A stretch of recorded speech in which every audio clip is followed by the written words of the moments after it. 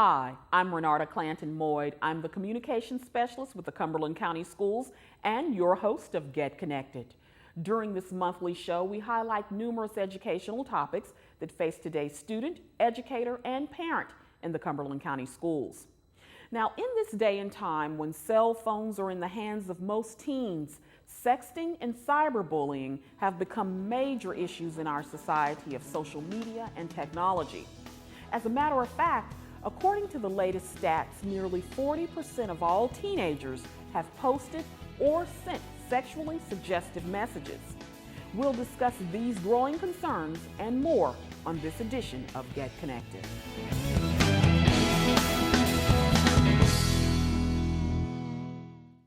Hey, I'm Anderson Cooper. As a parent, you want to make sure that your child knows how to deal with bullying when they see it happening. And chances are they want to help, but they don't really know how.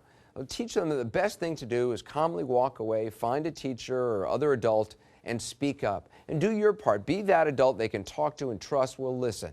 Join me to help stop bullying. Go to stopbullying.gov to find out more.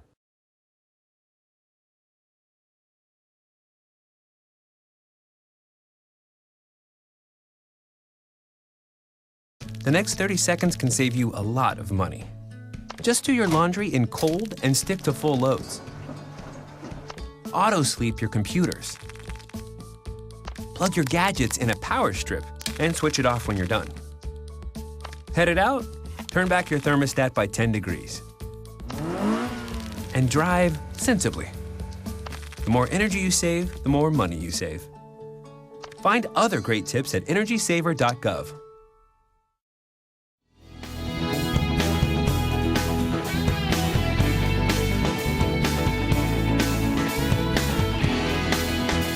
Thanks for joining us for this edition of Get Connected. We're talking with Dr. Sharon Cooper, who is the CEO of Developmental and Forensic Pediatrics in Fayetteville, and retired Cumberland County Chief District Judge Beth Keever.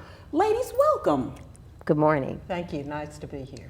You know, it's just a pleasure to be here with you all because I know you're like top at what you do. So I can't wait to jump in and let's talk about such a very serious and timely matter or subject, rather. Let's talk about sexting. What exactly is sexting? Because that's not a term that we're going to find in the dictionary. Right. You'll find it on Google. Google. Sexting is the development and potentially transmission of sexualized images. These images can be made by adults or they can be made by children, and typically they're distributed digitally. Most commonly when we use the term sexting, we're referring to the presence of those images accompanying with text. That's why there's the term exting. So sex and text is sexting. So usually we're thinking about images that are being transmitted through cell phone technology, but it may also include images that are distributed through webcams or through other digital means. Okay. Now you mentioned it can be adults or children. Yes. Today we're talking about children. Right. And for sure, why is this a problem? Well, first of all, it's important to know that this happens much more commonly among adults. Yeah. And whenever you see any kind of social norm developing in society among adults, it will pretty quickly filter down to become normal behavior for youth, because youth want to be like adults. So if you have media that talks about this movie star or that football player or an important person who's been involved in a sexting ring or a sexting event, then this becomes a desirable behavior to adolescents because they were always trying to emancipate themselves and be grown, if you will. So this is why it's not such an unusual realization that children will do exactly what adults are doing. Yeah. And the reason it's a problem, of course, is that these are images that are on the internet. And so once something is on the internet, it is there forever. And you have children who are presenting images of themselves in a sexual way on the internet, and it's there. And when others look for something about this particular child, or when they're an adult, when they look for information about them as an adult, then that's what they find. Right. And you know what I often think of, our young people when they have finished and they're getting ready to go off to college or either to get a job or what have you. And let's say that institution or that prospective employer goes and Googles their name, and then this pops up. Right. It's a catastrophe. But it's not only a catastrophe because you cannot undo it, you cannot unwind the clock, so to speak. It's also a catastrophe because many times children will make these images in response to requests, usually from someone that they're having a romantic relationship with. And by the time they're getting ready to go off to college, that person may be long gone from their relationship, but nevertheless the images are still there. And you know what amazes me, though, is that a lot of parents tend to think, oh, my child doesn't engage in that. That's right. Parents don't have a clue many times what's going on with their kids, and that's why they're children, and you are the parent, and it's a parent's responsibility to know that. So lots of parents say, well, I wouldn't go through my child's cell phone and look and see what's on there. Do you pay the bill? Or that's Yes. exactly right. That's exactly right. That's what you should be doing. Look on that computer. Know where they're going. You know, put the passwords on there. Put blocks on that computer. But particularly the cell phone now is just like a computer. There's as much or more on the cell phones as there are on computers. And so you should be checking. You should be receiving, you know, you should be on that child's list of people that can access, can receive messages that are sent out. And you should have the password to everything on that child's phone. I agree. In addition, I think that parents need to recognize that if they are too linked with their own technology, they are role modeling that behavior to their children. So if a parent is constantly on their smartphone, really not interacting that much with the rest of the family because this becomes a center of their communication, then it's really easy for children to take on that kind of behavior as well. So as a family, it's a really good idea to start before you even purchase a smartphone, thinking about rules and regulations in the household and outside of the household, and making sure that you enforce disconnecting. Because when children are too connected, this type of technology can really take over everything that they think about. It really can. And you know, I think we were talking earlier before, when we were in the green room, about the fact that, like, let's say for instance, the child has a Pinterest account or something of that nature. Right. And they look at the number of followers and they just become so enthralled and engrossed, as if, you know, they've reached some type of celebrity. Yes. Because of the number of followers, people who don't even know them, that they don't even know. Right. Absolutely. And not only is there an upside to that part, oh wow, I'm really popular, so many people are looking at me online, I just feel so good. There's also a downside to it, and that is when you get thumbs down, when you get fingers down, when people start really bashing you online. For adults and children, that is just extraordinarily wounding and very hard, especially for children to be able to get past. And it can really affect their self-esteem in a manner that being a good student or being a good athlete or being a good artist doesn't matter to them. If they're not popular and accepted and lauded in the online world, then they're not okay. Right. And you know, it's something else, I'm just kind of shifting gears here, but what I've noticed as well, you know, for people in my age group, we're Facebooking now. Our kids were Facebooking.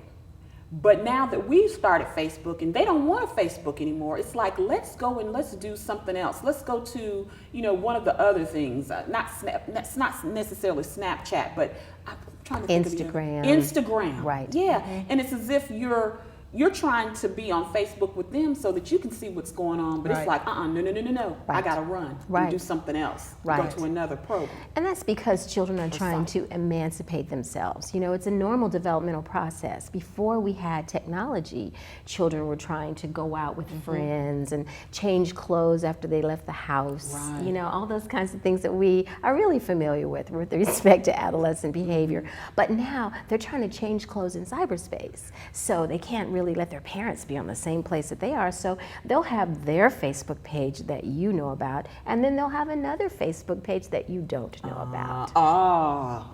Okay, good point. Which is why you need to know and have access to that phone and be able to check it and know what's going on. Right. Now, you know what, ladies, I want to talk a little bit about the legal ramifications of being involved with sexting, because a lot of people tend to think, well, you know, I'll do it, it's no big deal. Yeah, my image will be out there, but it's no big deal. But it's a big deal. It is a big deal, and there are lots of statutes and laws that forbid putting certain items on. Anytime you put a minor's sexual image on, that's a criminal offense. And what we often see, we talk about, you're in a romantic relationship, you're asking to pass back and forth pictures. Well, what happens when that romantic relationship ends is that a partner of yours has those images, and they start posting those images. And sometimes it takes the law a little while to catch up with what's happening in the cyber world or in the real world. So this year we have a new law that's coming into effect that affects what we call revenge posting.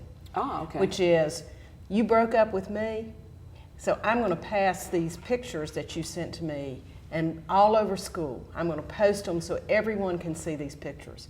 That's now a criminal offense. And if you're 18 years old, which we know a lot of our kids in junior and senior year in high school are 18, it's a felony. It's a felony that's can be on your record forever. And even a misdemeanor, which it is when you're 16 or 17, to do that, that can be on your record when you're applying for school, for colleges, to work, because it takes a long time to get a misdemeanor off your record, even though you can if you're 16 and 17. It takes 2 years. So you think about that, and you're applying for college, and they're asking you what you've been convicted of, and they see something like revenge posting on your application, you're not getting in. So you've got to really think about it, and so that's a big deal now. But just putting images of minors, sexual images of minors on out in cyberspace and passing those around, that's a felony offense there. And that's a felony offense in which you have to register as a sex offender. And the other thing that we often see is sexual battery, which is a misdemeanor, not a felony, but it's something that you have to register as a sex offender if you're convicted of, and that's the touching. That's the touching the bottom of a person, touching somebody's breast when they are not asking you to do that, when you're doing it against their will. Sexual battery, you get convicted, you have to register as a sex offender. And talking about ruining a life, I mean, that ruins a life. Now, Judge, if you were to be able to share not just, definitely what you just shared, but share a basic message with our young people who might be watching, who may be walking by the TV as they're on the way to the refrigerator, or have taken a break from that phone. Right. What would you tell them, especially when they come into court? What would you tell them? Well, number one, you tell them never put sexual images out there. You can't control them once you put them out there. So just don't do it. I mean, if somebody says, I want a picture of you, I love you, show me you love me, a lovely smiling picture is a fine thing. Yeah.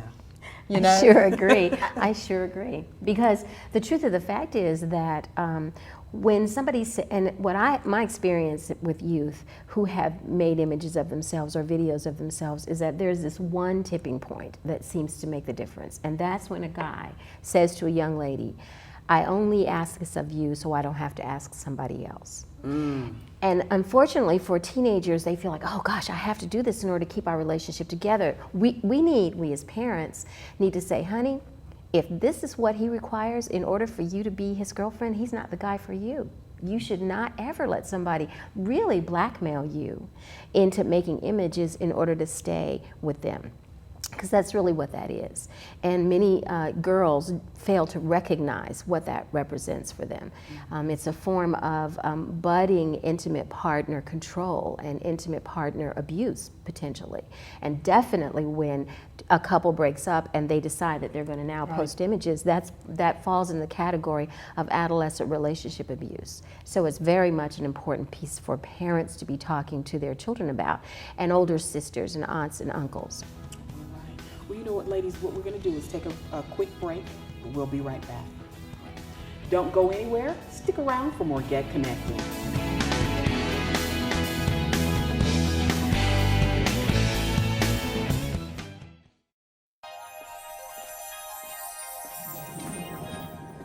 If you can sit with me, imagine what you'd see if every child had a book to read. 'Cause every kid across the nation deserves a book to read, and we can make it happen right now. No, I don't know what you've been told by kids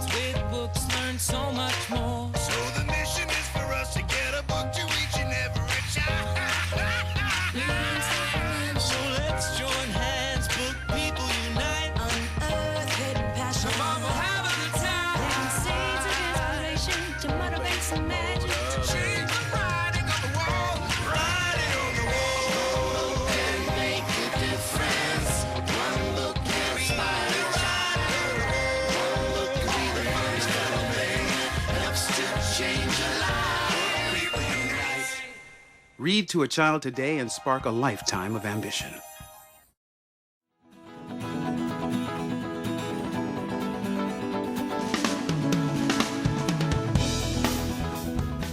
Thanks for joining us for this edition of Get Connected. Our guests are Dr. Sharon Cooper, who is the CEO of Developmental and Forensic Pediatrics in Fayetteville, and Cumberland County Schools Counselor Coordinator Kristy Curran. Now, we're talking about the growing concern of sexting and cyberbullying among our teens. Now, ladies, when we talked earlier, when when Judge Keever was here, Dr. Cooper, we talked about just the ramifications of sexting and just how you're not supposed to do it. Now, I want to shift gears and talk a little bit about once those images are shared out there on the internet or on social media, how can they be removed? Well, if the images, first of all, most of the time they cannot be removed.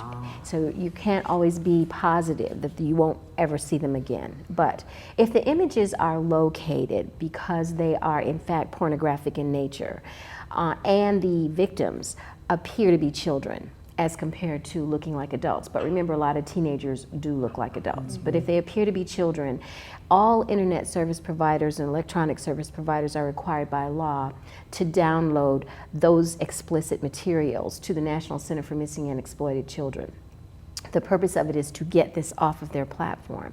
And by doing so, the National Center for Missing and Exploited Children will try very hard to identify who these children are so that they can rescue them in case they're in an ongoing abusive situation.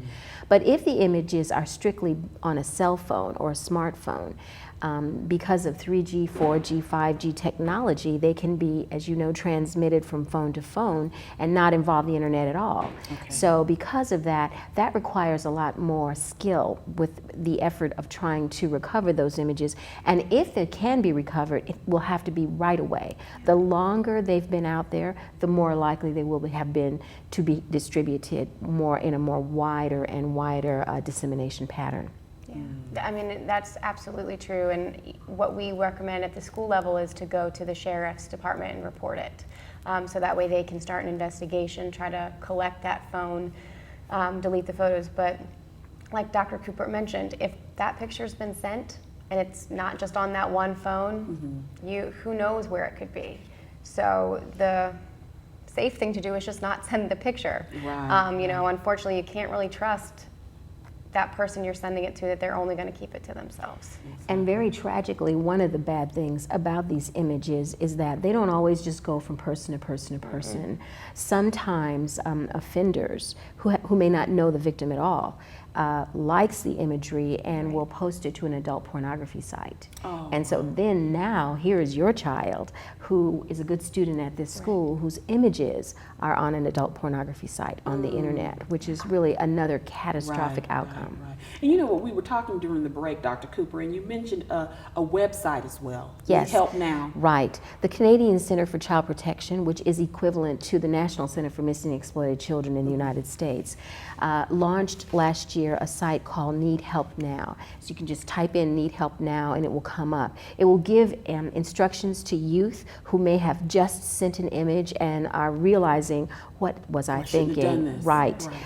They will provide for them information on how to try to get that image recovered. They'll notify the right kinds of individuals that can help the child. And most importantly, they will provide immediate counseling to that child, because the guilt and self-blame and shame that those who produce these images begin to experience once they realize that they're starting to be disseminated is so severe that you have a very high incidence of suicidal thoughts.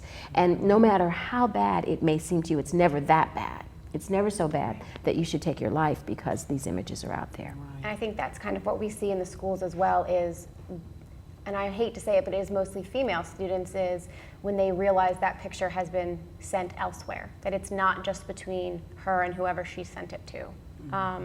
And now what comes from that? What other students are now saying and how they now internalize it. Are they really those names? Are they really, how do you recover from that? How does your image recover from that? So it's difficult. And you know what, Kristen, when you mentioned to me or mentioned to us that, now other students see this, and what will other people think, it kind of opens the door for other things, Absolutely. like cyberbullying. Yep. Yeah. Yeah, that is the probably one of the biggest problems also is that it does. If the wrong student that maybe is not your friend gets a hold of it and wants to turn it into a bullying situation, there it is. And now, you know, it's a lot different cyberbullying than it once was when it was just your verbal or your physical bullying. Now they can hide behind a cell phone or a computer screen or a screen name.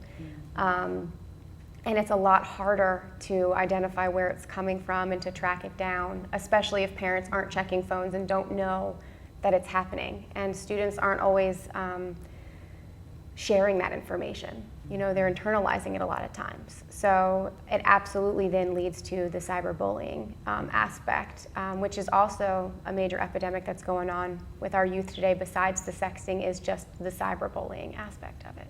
Now, with both of you all working with young people and those types of things, as a parent, how do you, if you feel that your child has been, you know, cyberbullied, or that your child has sent or received sexting types of messages or what have you, how do you even engage in conversation where the child feels open enough to even share that with you? Well, from a parenting perspective, I think it's really important for parents to not have a zero tolerance policy in their home. Everybody makes mistakes. Parents make mistakes. They should not hold their children to, you know, to a level of perfection that they can't tolerate a child making a mistake. And it's even worse if a child ultimately sends an image to an adult, because there's cyber enticement and cyber grooming, where adults are trying very hard to groom children, sometimes into the life of sex trafficking through social networking sites. Open another door, sex trafficking. Absolutely. And so if an individual, say an adult, meets a child in a matchmaking site or in a social networking site, befriends them, starts to say they're the most important person to them. No, you don't have, no, I know that you have trouble with your parents, so you can come and hook up with me, you know, I'll take care of you, I'll give you a better life. These are the messages that kids will have. And then they will often say, send me a video, send me some pics of you, send me some things that they will ultimately use to blackmail that youth. And the youth will feel they have to leave, because otherwise he's going to send those images to everybody on their Facebook page or to their parents. That's yet another way in which children can be terribly victimized, starting with the beginning of images. So for parents, you never want your child to run away from you because you've become so angry about what has happened. Sit down, start a dialogue before anything ever happens. Yeah, I was going to say the same thing. Just, you need to be open, you know. Obviously, depending on the developmental level, you don't want to discuss maybe every detail when they're super young, but just having that open communication of, you can share with me. I want to know about your life, and if you make a mistake, it is okay. We're going to learn from the you know, you're going to have a consequence. We're going to learn from it, but we're going to still move forward. In terms of the cyberbullying, there is actually a website out there. It's called Rethink Words, and it was actually created by a 13-year-old girl that watched a friend of hers be cyberbullied for a long time. So she's created this website where what it does is you can download it to a computer, and I want to say it's now available for Android and I think even iPhones at this point as an app. And what it does is anytime a message is sent out there to that's in a cyberbullying way, a negative message, it asks you, are you sure you want to send this? Okay. So it's kind of a rethinking. Right. Now, you know what, something I want to ask you is, what are the Cumberland County Schools' consequences for cyberbullying and sexting that our young people really need to hear? So everybody gets a student code of conduct book Yes, at the beginning of the year. This lipstick year it is pink. bright pink. It Yes. normally changes colors every year, but cyberbullying and bullying are actually under the Class 2 violation. And then there's a description depending on what age group they're in as to what their possible offense is, depending on if it's the first, second, or third offense. A lot of times it leads definitely to out-of-school suspension. It could just be ISS at first, but then it would lead to an out-of-school suspension. And then if it's severe enough, it could lead to an alternative school placement. Sexting is one of those because it's so new. It's in that in-between stage, so it could fall under cyberbullying, but it also could fall under a sexual offense or a sexual possible misconduct under a Class 3 violation. So you know, once again, no matter what, it has a serious consequence, not only legally, but also under school rules as well. Now, Kristen, you're working with a task force Yes. that's really taking storm. Talk to Yes. us a little bit about that. So Cumberland County has a bullying prevention and awareness task force that's made up of school counselors, a few individuals from the police department. We have the school resource officers, our safe schools coordinators, and what we do is just try to get information out to our community about what's happening with bullying in the schools. We're currently doing an initiative with a contest that was due earlier this month, that the middle schools and high schools were asked to create a PSA on the legal and social consequences of not only cyberbullying, but sexting as well. Okay. So just trying to let the students know, hey, this is a big deal, this is not something to take lightly. Okay. And you know what, ladies, I'm looking at the clock on the wall and I see our time is ticking down. Any last words regarding don't sext, don't cyberbully? Don't Okay, do any it. last words? Well, there's a great, an additional website put out by the National Center for Missing and Exploited Children that are age specific for very young children, for middle school and elementary age children, and for high school students. And it's called netsmarts.org, netsmartz.org. Lots of video clips, real stories, real kids who are talking about this, which sometimes works really well when you're having outreach. I definitely think that's something parents can access and schools can access for discussions. Okay. Yeah. Kristen, any last words? I would just say, remember, your choices are always with you. So although it may seem okay now, when you get to be our age, you're going to look back on it and you're going to regret it. I So really regret it. That's good. Well, ladies, thank you so very much for joining us. We appreciate it. A lot of My good information. pleasure. We hope that young people were out there and parents were out there listening today. Outstanding. All right. Thank you. All right. Well, on behalf of the Cumberland County Schools, we want to thank you for tuning in to this edition of our show and for giving us a chance to help you get connected. Until next time.